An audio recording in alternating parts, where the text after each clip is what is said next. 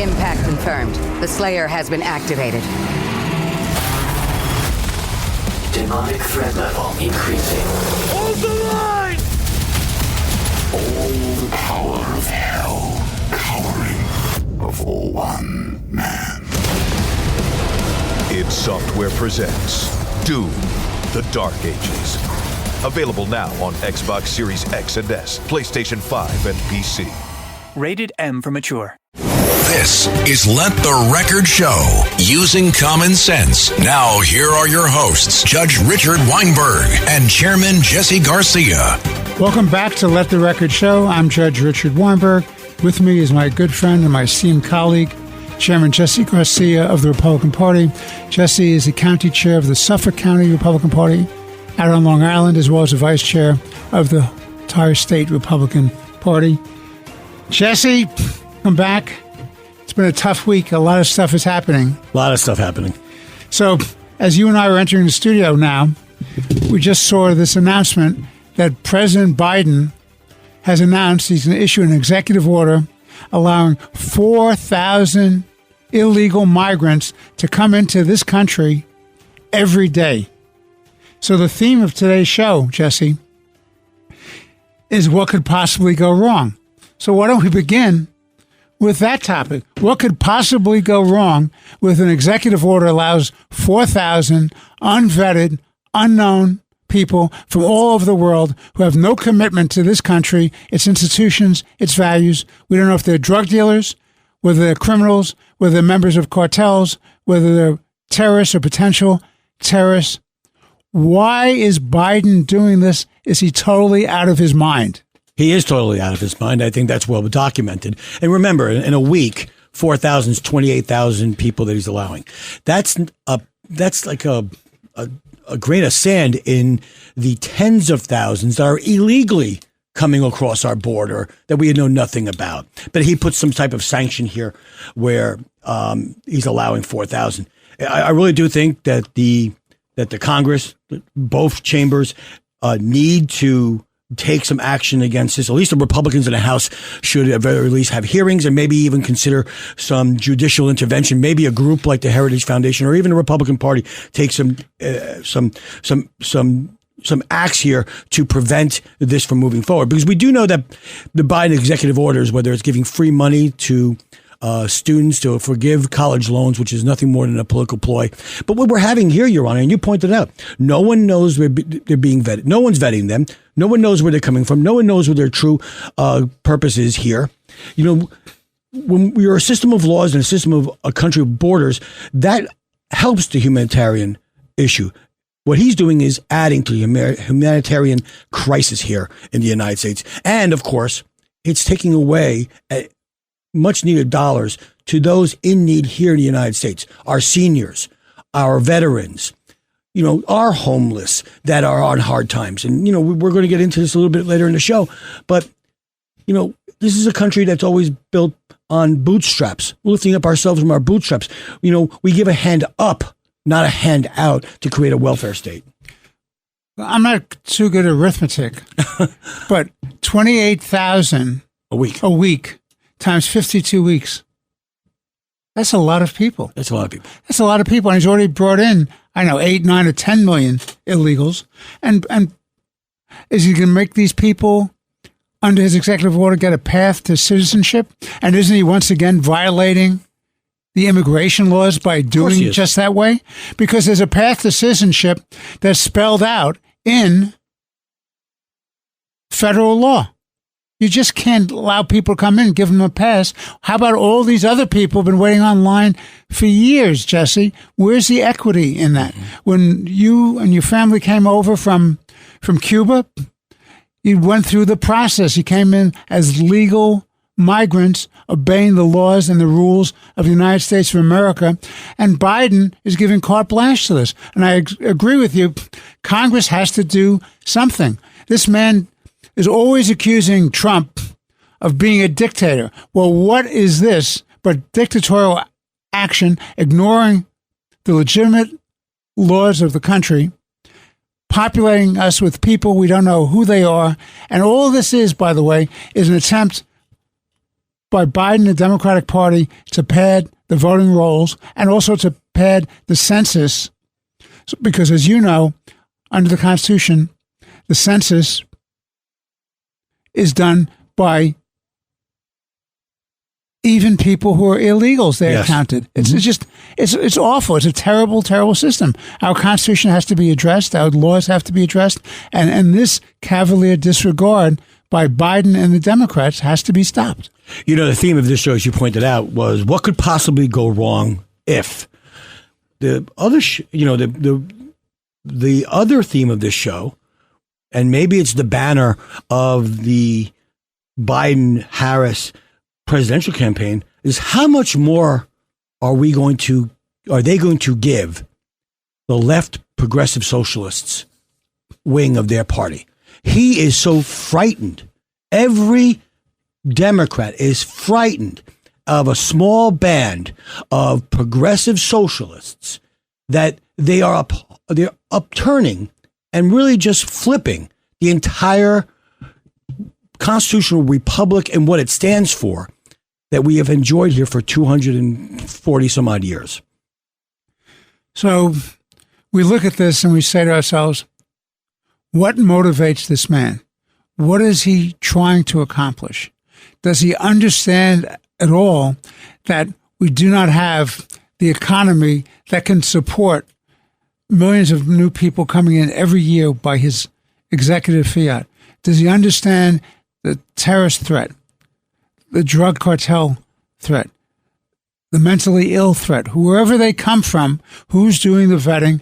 But does he understand, even if they're all very nice people, and should never assume facts, not evidence, we know who they are, so let's not assume they're good, let's not assume they're bad, just not work on assumptions. You're letting all these people in. They have to be supported. They have to be supported. They have to get education. They have to get medical care. They have to have residence. They have to have food. They have to have benefits. And if you give them working papers, which is what the Democrats want to do, that entitles them to vote. So you're packing the voting rolls with people you believe to be your future partisans. So how are we going to protect this country against this kind of onslaught and this illegitimate action of this presidency? This presidency needs to end. It needs to end at the ballot box. It needs to end, and finally, its progressive socialist policies that have failed in every laboratory practiced across the globe needs to end. And the way to end that, unfortunately, the way to end that is through a ballot box. And fortunately, we do have a champion as an alternative. That's Donald Trump. And that's finally the American people giving control of not only the House, but also the Senate to Republicans to reverse this course that has taken place over the first 8 years of Obama, Biden, and this third term of the Obama administration. And that's a very good point, Jesse, because in a very real sense, this is exactly what it is. This open border policy and a lot of other policies that we'll talk to during the show today are all the brainchild of the Obama agenda and the Obama personnel and their brain trust. And this is taking away and destroying the greatest country that ever was with enormous success. So when Trump left office, this country's economy was strong. Its national security was strong. We were respected and feared in world affairs. We stood by our allies. Our enemies worried about our next move. We were energy independent. We were a strong nation. And what did this gentleman do? Respected nation. Respected is the right word. And what did this gentleman do? Just because Trump did it, he tried to unravel everything Trump did. So we had border protection. You had to remain in Mexico. You had vetting of the people. They couldn't just jump over the line over everybody else. I mean, I'm just so flabbergasted. I couldn't believe, as you and I walked into the studio today, that this was the breaking news. Again, I say to you, what is wrong with this man? What is he trying to accomplish? Doesn't he understand the impact to this country? This country, as rich as it is, cannot supply and support all of these people from all over the world. And when I said earlier They don't have our values, our culture, loyalty institutions. You just don't let people in. Where's the test? Where's this oath of office they're supposed to take? The oath when they take a citizenship. And they're going to abide by the Constitution of the United States and the laws of this land. Where is that? It's not there. It's not there at all. And that's a very big problem. And where's the outrage? I don't see the media getting upset about this. I don't see the Wall Street Journal being the only voice in the room other than WABC talking about this. We're the ones talking about this. Exactly. I don't see CNN, MSNBC, there's other folks talking about it, the Washington Post, the New York Times.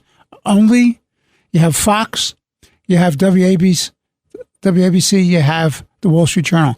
Where's the voices in opposition? I think where you're seeing it, Your Honor, and you know what? Those, corporate media enterprises, the mainstream media that is, partners with the DNC and these socialist policies, where you are hearing it is in the households. It's in the service clubs like the Rotary Club, the Chambers of Commerce, the local Lions Club. You're hearing it in PTAs. You're hearing it in the streets of our communities and neighborhoods because they see much needed resources. Here in the state of New York, they're seeing school aid from Long Island being repurposed to the tune of $2.4 billion to finance, feed, and house, sometimes in better conditions, illegal migrants than they are educating our children. And the people are rising up. Well, that's very well said. Let's just talk about housing for a minute. Sure. We don't have housing. We don't have housing to take care of our people because of the inflationary economy that's been promulgated by the Biden administration. The other day, he said that when he took over office, it was 9% inflation.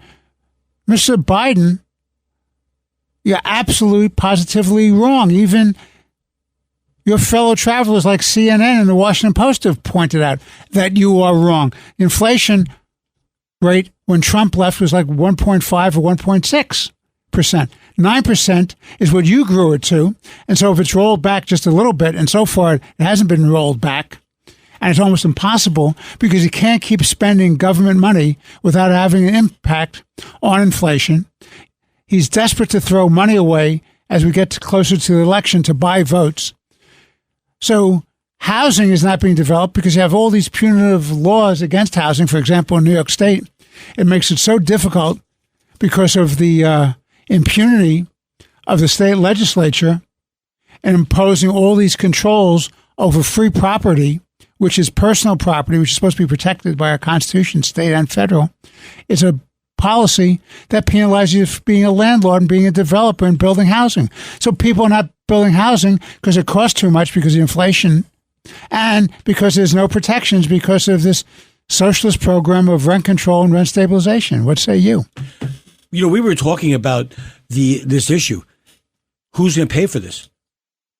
The entrepreneurs of America, the entrepreneurs of New York are being chased out of here. The Biden policies not only give free stuff out to illegal migrants and to those that maybe are not deserving. There's no fraud protection. We've seen that through PPP laws and the funds provided by COVID recovery. But they're also making it more difficult for entrepreneurs to grow their businesses with regulations and additional taxes. This is a formula of destruction for this system of capitalism of America, where you're not supposed to be in a class system, where you are forced to stay in a class system.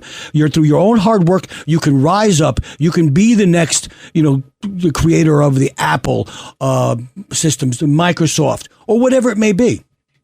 Well, we have to end this first segment of the show, Jesse. I just want to throw out this thought. One of the other points I want to raise with you is, and it's related to what we're just talking about housing. What could possibly go wrong if the government allows second mortgages to be guaranteed by the federal government? Exactly. I mean, Jesse, do you remember the housing crisis of 2008? 2008. They were making the government by government policy. So that was the Clinton folks. to have these guaranteed loans and forcing people to make loans, the banks to make loans.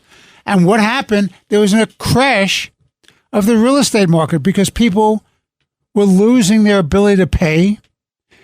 Housing was being foreclosed on. It was a rush to the banks. The banks were holding this worthless paper, and it was a housing crash. So now they're now floating the idea, the FDIC and Fannie Mae and Freddie Mac, they're talking about, wouldn't it be just the greatest idea in the world to have guarantees of second mortgages? No, it's inflationary to do that because it encourages people to spend and puts taxpayers on the hook for all this additional debt. So we have to take a break, Jesse. We'll be back in a moment. This is Let the Record Show with Chairman Jesse Garcia, the Republican Party. I'm Judge Richard Weinberg.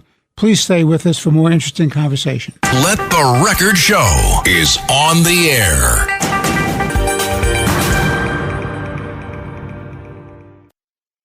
This episode is brought to you by Factor. Optimize your nutrition this year with Factor, America's #1 ready-to-eat meal service. Factor's fresh, never frozen meals are dietitian approved, ready to eat in just 2 minutes. Choose from 40 weekly options across 8 dietary preferences like Calorie Smart, Protein Plus, and Keto. Eat smarter at factormeals.com/listen50 and use code listen50 for 50% off plus free shipping on your first box. Factormeals.com/listen50, code listen50. T's and C's apply. This episode is brought to you by LinkedIn. Healthcare professionals can lead their careers with LinkedIn. Discover jobs by specialty, preferred shifts, and even desired salary. From mental health therapists to radiology technicians, it's now faster and easier for healthcare professionals to find the right fit. Learn more at linkedin.com/healthcare. Side effects may include faster job placement, improved work-life balance, and increased career satisfaction. Out having fun, but the background noise makes hearing impossible? Your friend just cracked a joke, but you completely missed it.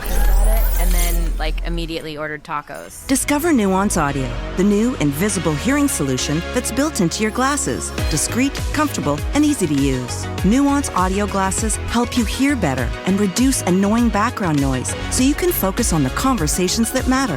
Find a store near you at nuanceaudio.com. Home means something different to everyone.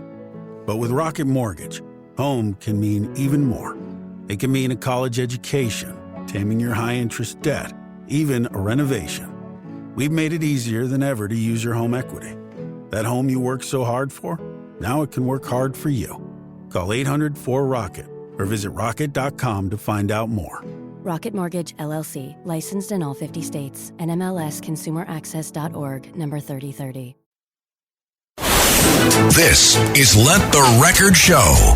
Now, here are your hosts, Judge Richard Weinberg and Suffolk County Republican Committee Chairman Jesse Garcia. Welcome back to Let the Record Show. This is our second segment with Chairman Jesse Garcia of the Republican Party. I'm Judge Richard Weinberg. So keeping the theme going, or what possibly could go wrong. So I ask you this question, Jesse. What could possibly go wrong if America continues its policies of tax and spend, and we have this escalating national debt? I think, what is it, 33 trillion, 34 trillion? Something along that line. So there's a linkage between national security and a strong economy. If you don't have a strong economy, you can't spend the money that you need to provide business opportunities for people and national security and national defense. A poor economy leads to a lack of preparedness to deal with our external threats. People don't realize that very often, but it's very important. It's an issue that I was at a dinner the other night with Larry Kudlow of WABC and of Fox Business. It's an amazing thing that people don't realize how important a strong, vital, growing, productive economy is to giving quality of life, high standard of living to our people, and at the same time giving us the resources to fund that which we need to do for a strong national defense. What are your thoughts? I think that what you want to see, listen, we live in a state, New York State, that's one of the taxes the most and overregulates the most and strangles the most businesses, which are the lifeblood of any economy. And you know what? We're seeing their policies playing out every day in the streets of New York, the streets and neighborhood roads of our counties and our towns. In a 12-month period, 216,778 New York residents left. It's triple that in 5 years. In 5 years, they're voting with their feet. They're leaving New York State, and you're seeing that exodus is a direct response to the anti-business, anti-safe public safety, anti-taxpayer approach to government that one-party rule in Albany and in New York City is engaging in. You know, I believe that with all of this going on, we talk about affordable housing and places being affordable. How can you have affordable housing when a bureaucrat in Albany or in the city halls, they dictate that you cannot use one of our natural resources like natural gas in new construction? We have to use everything electric. It needs to be all electric. Excellent point. Or that you're going to make a school district on Long Island and elsewhere. But let's just take Long Island, Suffolk County, that you've just ripped away millions of dollars for illegal migrants in New York City to pay for an mandate that they have electric buses for these school children that are 3 times the cost of a regular bus, $110,000, $120,000 for a gas-powered bus, $300,000 plus for an electric bus. And the technology isn't there. The science isn't there. The only time we want to hear about science is when we lock down people or we require them to have a vaccination. This state is slowly killing itself from the inside based on these one-party socialistic progressive policies. Well, that's right. And look, which leads to this other point that you've just alluded to. What could possibly go wrong if America becomes energy dependent and follows a Green New Deal obsession of the progressive left? This public policy of climate obsession. Now, I don't know how real science is backing this, that we're 10 years away from ultimate disaster. They've been talking about that for the last 30, 40 years. 10 years, exactly. 30, 40 years they've been talking about this. People have made a very good living off of this, like Al Gore. Okay? Kerry. I mean, it's most ridiculous. In his jet. Yeah, I mean, it's insane. It's absolutely insane. So what happens? So who gets the benefit of this? We get poor oil from Venezuela. We have to beg our enemy Iran for oil. Venezuela is not exactly our friend. No, and they have dirty. And it's dirtier oil. Dirty oil. So you're not going to get cleaner energy. You won't drill, baby, drill as you should be. You have the pipelines in Alaska shut down. You have drilling on Alaskan lands shut down. Keystone Pipeline was shut down. Of course. Day one. Again, it goes back to the theme of what could possibly go wrong. What could possibly go wrong is that Biden took over the presidency in that year and started unraveling all the good policies that were working. And what's resulted? Well, there's an interesting article in today's Wall Street Journal by Holman Jenkins, and he talked about the craziness of the Biden economic policies and electric vehicles. We don't have the infrastructure for electric vehicles. You have to get all the batteries from China. All the natural resources are in the hands of our enemy in China. Other natural resources that we need for the batteries come out of Afghanistan. And Biden lost Afghanistan to the Chinese and to the Taliban. He ran out. That's key. It wasn't just to the Taliban he lost it to. He lost it to the Chinese. He lost our multi-billion-dollar military base to the Chinese. And so you have no intelligence there. Nope. So in other words, you're out there now and you don't know what's going on. And at the same time, by the way, which is an interesting segue, you see how it's all connected. So who do we rely on now in the Mideast for intelligence that has the technological and the personnel skills to get real intelligence? And that's the Israelis. This is not because you like the Israelis, you like Jews, or you don't like Israel, or you don't like Jews. It's in America's natural security interest to have a strong Israel, Jesse, because they provide the technology and the human intelligence to tell America where they're at risk and the threats. Because China and Iran want to gobble up the Middle East and deny us all those resources. Now, it's not just the resources. If they're successful, all the so-called moderate Arab states, whether you're talking about Jordan or Egypt, United Arab Emirates, if they go under, you're going to have Iran and China dividing it up. And guess what? Biden has already shown that the Houthis control our sea lanes. So international commerce is impacted. And why is that important? Because you have to go then around those water straits, and you have to find a new way of doing it, and it costs 2 and 3 times and 4 times the cost to do that. So it's flabbergasting that these people don't understand how it's all interrelated.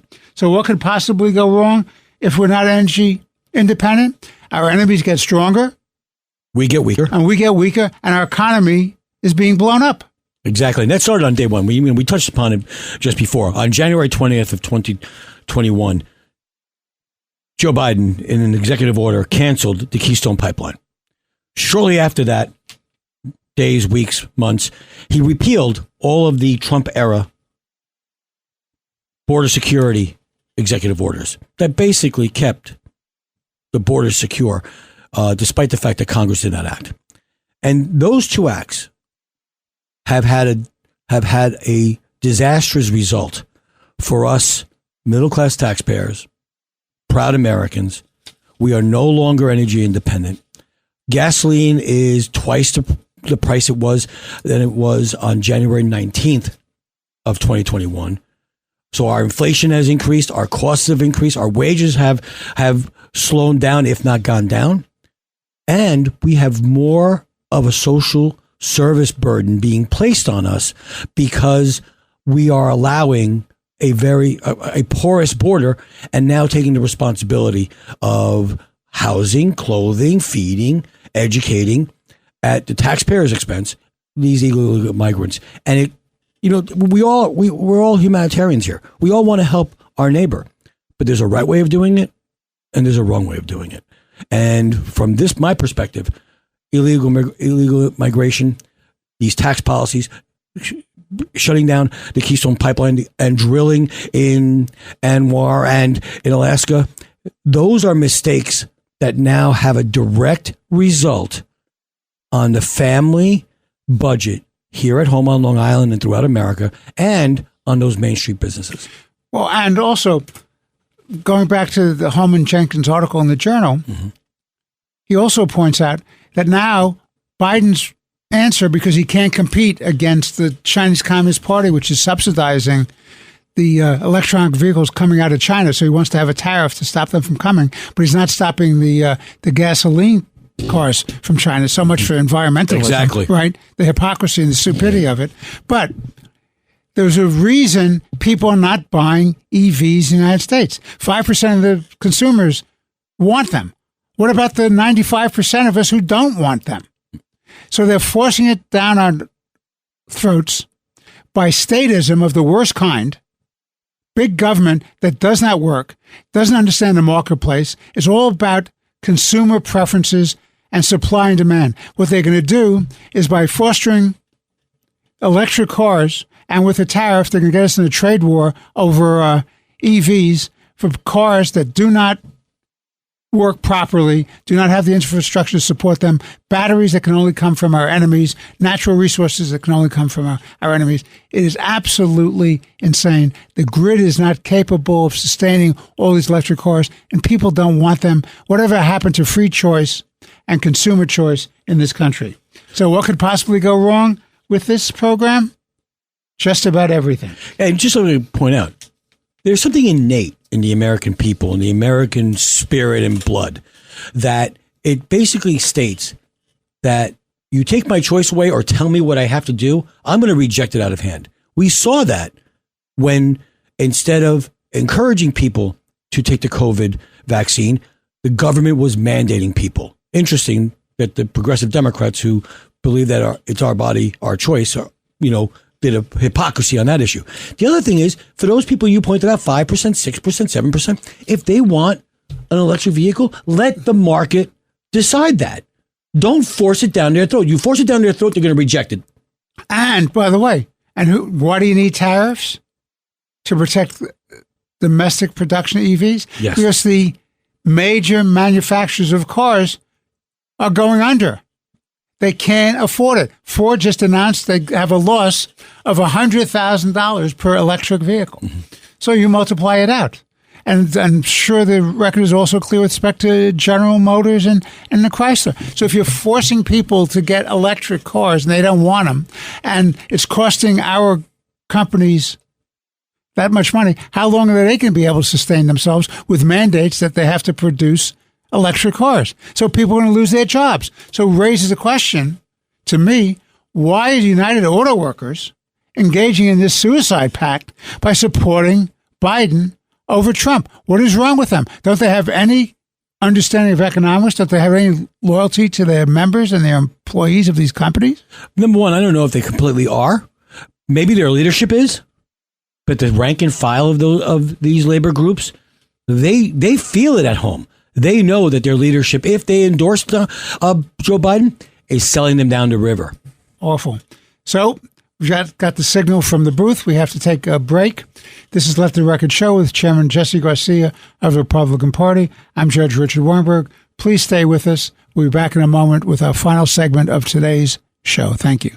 This is Let the Record Show.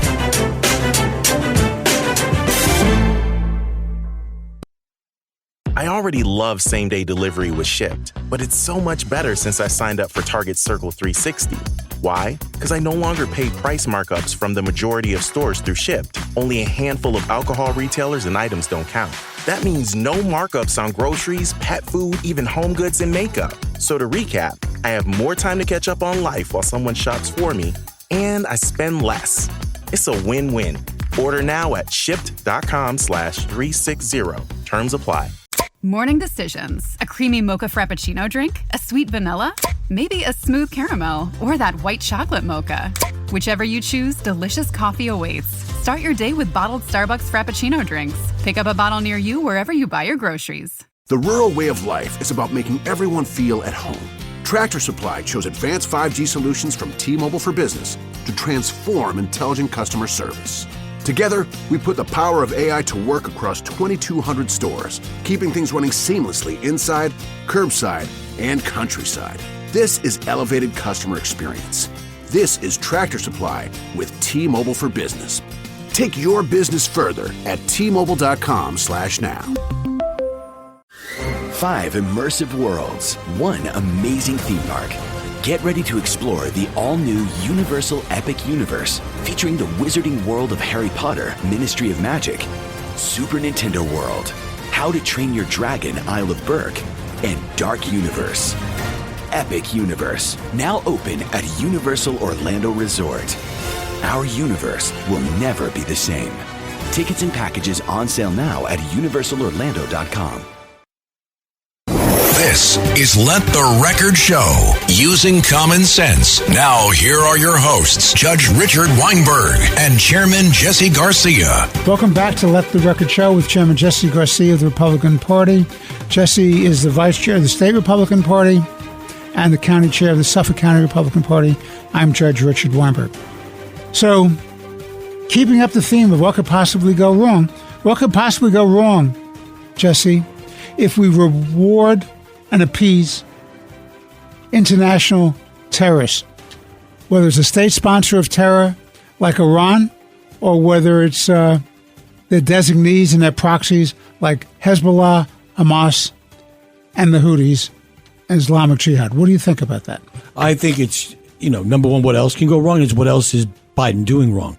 I am not only apoplectic, I am dumbfounded that every week the Biden administration does something to undercut our ally Israel in its war against Gaza. Let's not mince any words.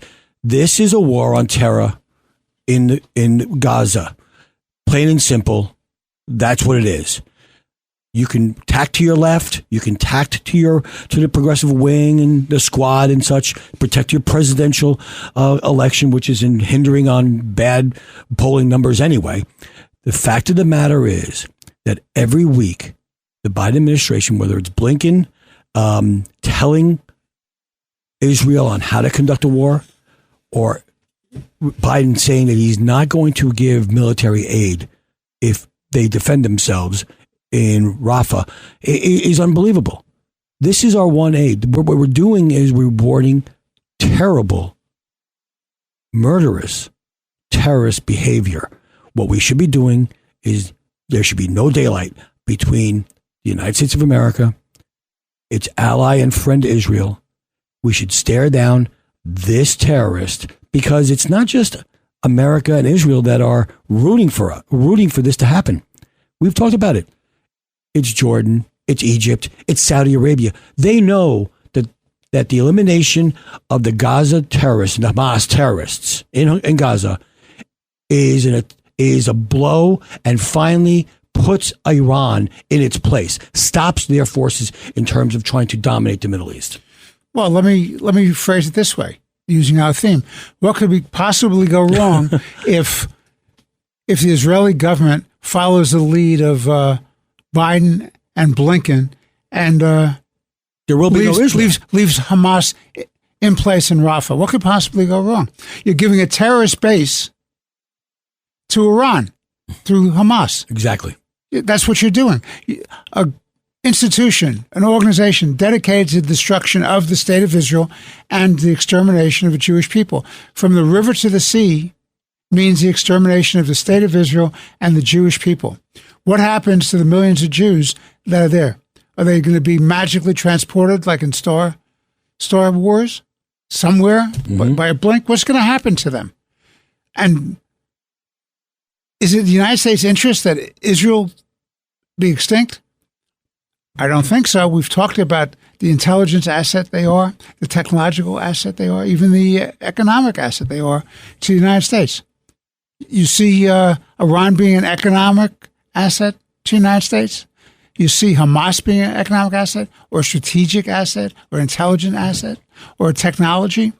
You give them a free pass on Rafah. You allow them to stay in place. And as I've said before, when people tell you that they want to kill you, you should take them at their word. Absolutely. And the fact of the matter is, you correctly pointed out, so Israel is just the first step in this roadmap to world domination. After Israel, you have the so-called moderate Arab countries. And then after that, you see what's going on in Europe. They're being gobbled up by people who they not buying into the culture or the values, the institution of this great Western civilization. They want their own world there, and they want to dominate. The United States is next. And in the old days, you could say, well, you're protected by two major oceans. So you had to worry about submarines off the coast of the Atlantic Ocean. Well, you have bigger problems today with technology and with weaponry and with missiles. And God forbid Iran ever gets nuclear weapons, the whole balance of power in the world changes. You can't believe, since they're religious zealots who believe in essence an end of days philosophy, that they're going to come back and control the world, and if they die, they go to their heaven with, I don't know, how many virgins? I mean, how ridiculous is this? These people live in a fantasy world, and we're going to allow them to control the destiny of humanity and of Western civilization? What could possibly go wrong? Everything's going wrong. Everything that the Biden administration touches goes wrong. And you've said it. You just said it best, and so articulately that it's tough to add anything to it. But I believe it's important that you know, like everything else, you got to boil this down to how does it benefit America, the average American. Israel being a strategic partner, economic partner, intelligence partner, it's a national security partner, is critical to avoid maybe another repeat of 9/11 on our shores. It also provides us security and such. Without that, we are opened up to even more disaster here in the homeland. Because eventually, and we'll probably get to it at one point or another, the more the Biden administration retreats and appeases on the global stage, the more America becomes surrounded by its enemies. This axis of evil 2.0 we've been speaking about North Korea, Russia, China, Venezuela, Iran, now maybe Hamas. You include them as an extension. That's what we are now facing as an American people.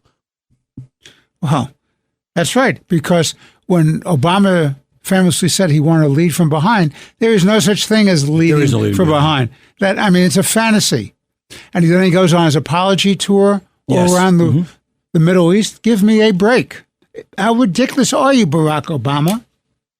We give up leadership. We give up the Pax Americana.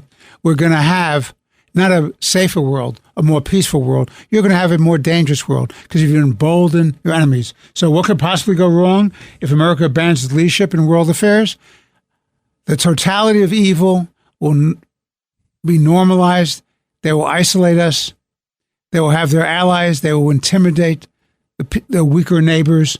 And then we're going to have to fight them when we're weaker and we don't have strength and we don't have allies. This is very, very serious. Let's shift gears, Jesse. Let's go talk about America. So let me ask you this question. Because of this crisis, you have one of these great inversions of the natural order and a moral compass. Israel gets attacked on October 7th. October 8th, the professional organizers and the naive, foolish, and stupid college kids go across the country to take down the universities and to try to put pressure on the American government to try to sabotage and destroy Israel. And don't tell me this is about being anti-Zionist. It has nothing to do with anti-Semitism, because who's being harassed on the college campuses but the Jewish kids? Exactly. And what do they have to do with that? They're American citizens, most of them. What do they have to do with Israel? And by the way, a lot of the kids who were killed on October 7th were the left wing of the Israeli population who were on the border there with Gaza because they were peace-loving kids who wanted to have coexistence with their neighbors in Gaza. It was shown it couldn't happen. So what could possibly go wrong if violent college demonstrations substitute for mob rule? Substitute the mob rule mentality for freedom of speech? You know what I say? Everything goes wrong. Everything goes wrong. Everything goes wrong. Because when you have a young generation who doesn't understand the value of freedom of speech means freedom to speak your mind. It doesn't mean to occupy buildings, to hold custodians in terror and imprison them, to destroy property, to have mob rules that block other people from going to classes, to sabotage and eliminate graduations for people who've earned their degrees, to destroy the people who study and to take their exams. That's not what freedom of speech is. Freedom of speech is you make your point and then you listen to the other side and you go point, counterpoint, and let the better argument win and shed light on the facts and the public policies and the impacts. That's what freedom of speech is. It's not that you have brown shirts who are brown shirts to the left controlling our campuses and trying to intimidate the university administrations, thereby intimidating the United States government. As you said, right now, violence on these college campuses played out right here in the streets of New York at Columbia University. And it also played out in other universities throughout the country. But it's interesting to see how the University of Texas handled their situation, and others, even Fordham to some extent, and Columbia University did. Columbia University tried appeasement. Every time you use appeasement, you're going to lose. And you embolden the other side. You embolden the other side. They see weakness. They sense weakness. They will take the extra mile. You know, when you have these demonstrations, these violent demonstrations, you have a lack of public safety for the innocent. In this case, it is students, Jewish students specifically, because I believe that they were targeted. You have anarchy. You're basically endorsing anarchy in our streets and in our systems and our institutions. It brings an end of the rule of law, and it basically empowers a small minority to be violent and disrupt the lives. Now, listen. If I'm a protester and that protester wants to tear up their degree as they receive it, or they don't want to go to classes and not get the grades necessary to graduate, if they want to do that, that's their choice. Don't stop my son from doing it. Don't stop your daughter from doing it. Don't stop other people who want to do this, to get their education, who paid for their education, by the way, to do this. That's what's wrong. And what happened here in Columbia is a warning, a red alert sign for everybody. And I'm glad other colleges did it. I give kudos to the president of Stony Brook University out on Long Island. She took a lot of crap, quite frankly, censure resolutions that were put forward. She tried to work with the protesters. Once they began infringing upon the rights of other students, that's when she acted swiftly. She acted professionally. And that's the way each and every college president should conduct themselves. The fact that the college president of Columbia still sits in her office is a travesty.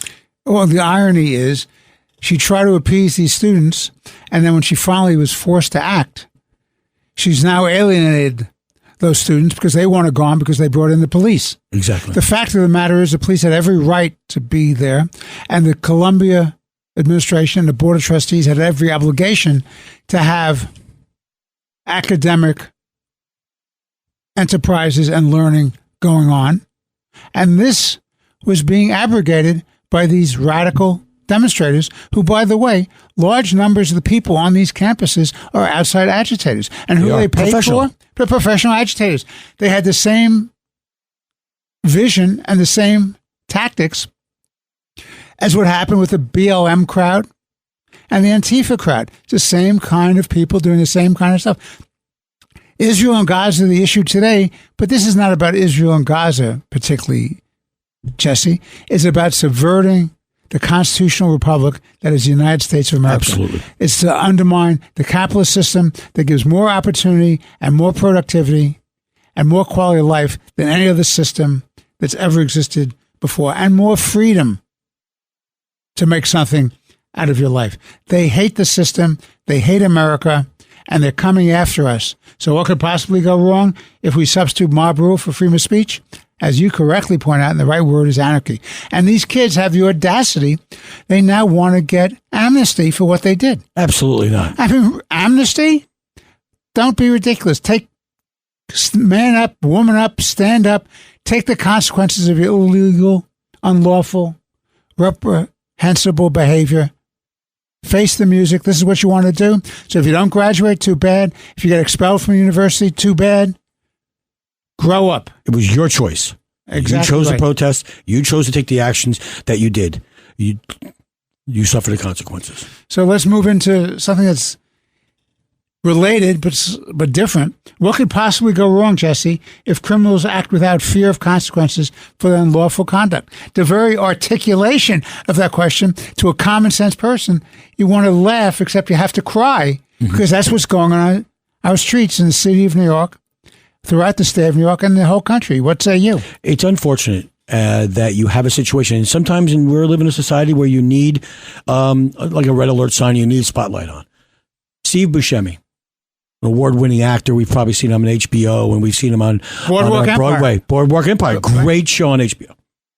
Walking down the street just like any New Yorker, assaulted, punched in the face, hurt for no reason, just because he was doing what every law-abiding, innocent New Yorker can do, is walk down the street. He epitomizes what goes on. There are tens of thousands of Steve Buscemis that occur in the streets of New York, and it's all a result of these soft-on-crime policies like cashless bail, clean slate, everything that progresses socialists. Raise the age. So you don't hold these kids accountable. There are no consequences. There are no consequences anymore. The people laugh. Perpetrators laugh. You arrest them at 12 o'clock, they're back on the street by 1:30, and they're committing another crime shortly thereafter. This is wrong. And everyone says, well, maybe we can tweak the law, maybe we can fix cashless bail. There is no fixing cashless bail the way the Democrats did it in one-party rule, without the input of prosecutors, without the input of police officers, without the input of retired judges or even active judges. They did this in a backroom deal as part of a budget, and it never should have done that. There were no public hearings on this. Nothing, not even a scoping session. What it needs to be done. You want to start with public safety? You want to empower cops? You want to put power back into prosecutors to keep them safe? And you want to release and let judges use their discretion? repeal cashless bail in its entirety, get back to the table, and put forward a law that is good for the law-abiding citizen and good for those members of our society that may not be able to afford bail the way it was intended to do. And listen, this was done before. A little bit different. Criminal justice reform occurred at the federal level. And it was Donald Trump as president that did it with a divided Congress. So if Donald Trump can do it with a divided Congress, why can't the Democrats do it here in the state of New York? They can't do it because they're blinded by an ideology that the police are the enemies, that law enforcement are the enemies, that people can act with impunity and not be held accountable for their bad conduct. But these are the same people who live behind locked gates, have personal security. There's security in the halls of Albany's legislative houses to protect them from the people. They're protecting them, but yet they're letting the average New Yorker fend for themselves. And then when they do fend for themselves and protect themselves or protect another person from being raped or being assaulted, that individual, like the Marine in the subway, is being charged and facing 20 years in jail. Well, that trial, by the way, is going to be occurring this fall. Yes. And I have to tell you something. I find the fact that Alvin Bragg chose to present to the grand jury that case, and a grand jury indicted Daniel Penny, the Marine. Yes. To be one from of ISIP in Suffolk County. Right. One of the most reprehensible acts a district attorney could do. Why? First of all, there's more than ample evidence with the people in the subway car saying they were in fear of their safety and their lives. This guy was a dangerous guy. He was hurting people. They didn't know whether lives were going to be lost. And one man had the courage to stand up and do the right thing, which is protect his fellow citizens. Why? Because he's a man of honor and valor, because he was a Marine, and that's what he was trained to do, to protect and defend the people of this country. And that's what he did. And he stood up. He could have looked the other way, let somebody else be hurt. If the guy came after him, he's a Marine. He could have knocked him out as best as he could. He didn't have to go in there. He saved the bystanders. He saved them. And so if you have good investigators, and you ask them, well, what are the people in the car? What was their reasonable apprehension? What's their concern? Not enough to put into a grand jury, not enough to present this to a grand jury, enough. There's a good affirmative defense when you're protecting yourselves against illegal, dangerous acts, and you're helping other people the same way, whether it's against you or against your neighbors, in this case, the car and the subway. Mm-hmm. You have a right to do it, and it's a good defense. This case never should have gone forward. And the fact of the matter is he did not act alone. Two other people helped him. They weren't indicted, but they indicted Penny. Okay? And this is a terrible, terrible thing. And what have you done? You've sent a message out.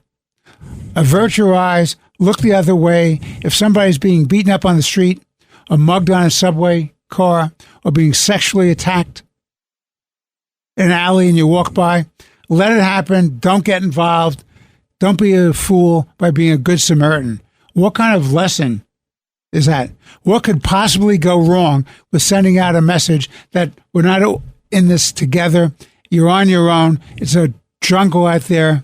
Too bad. So sad. You get raped. You have your throat cut. You get mugged. Look the other way. What's wrong with that, Jesse? There's nothing wrong with that. There's nothing wrong with that but it's not... That's not what we are. You nothing can't look wrong away. if you want to have a jungle. Yeah?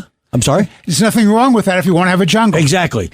But we don't want it. And that's what challenges my ability to answer that, because any good-hearted American or New Yorker doesn't want a jungle. They want to grow up in the city that we've known for so long and we respected and enjoyed. We want to be able to be like the Steve Buscemi's of the world and just walk down the street, enjoy the sun, enjoy the character of our communities. Well, very well said. Jesse, regrettably, this has been another quick hour. This has been Let the Record Show with Chairman Jesse Garcia of the Republican Party. I'm Judge Richard Weinberg. We hope you've enjoyed the conversation today. We look forward to being with you again next week on Let the Record Show. Thank you for listening. Thank you. Let the Record Show is on the air.